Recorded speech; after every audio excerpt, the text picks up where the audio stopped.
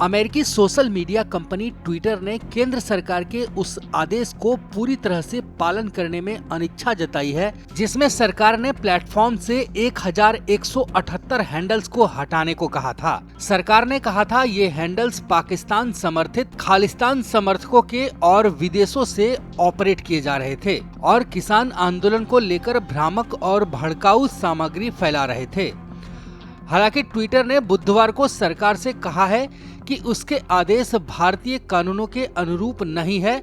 और वो कुछ अकाउंट्स को पूरी तरह से हटाने की बजाय भारत में उसका एक्सेस खत्म कर सकता है। ट्विटर ने एक ब्लॉग लिखा है जिसमें सरकार को भी संबोधित किया है, लेकिन साथ ही प्लेटफॉर्म ने फ्री स्पीच और ओपन इंटरनेट की वकालत करते हुए यह भी कहा है कि दुनिया भर में बहुत सी जगहों पर इन पर खतरा मंडरा रहा है। सरकार और ट्विटर के बीच दिख रही इस तकरार के बीच सरकारी सूत्रों ने बताया है कि सरकार ने ट्विटर से स्थानीय कानून का पालन करने को कहा है, वरना सरकार ने एक्शन लेने की चेतावनी भी दी है। ट्विटर ने अपने ब्लॉग पोस्ट में कहा है, ब्लॉक किए जाने के लिए चिन्हित अकाउंट को हमने भारत में अपने कंट्री विथहेल्ड कंटेंट पॉलिसी के तहत भारत में हटा लिया है,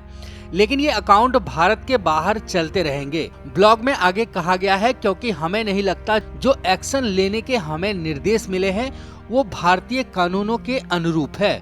और फ्री स्पीच और फ्रीडम ऑफ एक्सप्रेशन को सुरक्षा देने की हमारी प्रतिबद्धता का पालन करते हुए हमने किसी भी न्यूज मीडिया संस्थान, पत्रकार, एक्टिविस्ट या नेता के अकाउंट के खिलाफ एक्शन नहीं लिया है और ऐसा करके हम भारतीय कानून के तहत मिले उनकी अभिव्यक्ति के मूलभूत अधिकार पर रोक लगा रहे हैं। कंपनी ने यह भी बताया है कि उसने सरकार के आदेशों के तहत 500 से ज्यादा अकाउंट्स के खिलाफ एक्शन लिया है,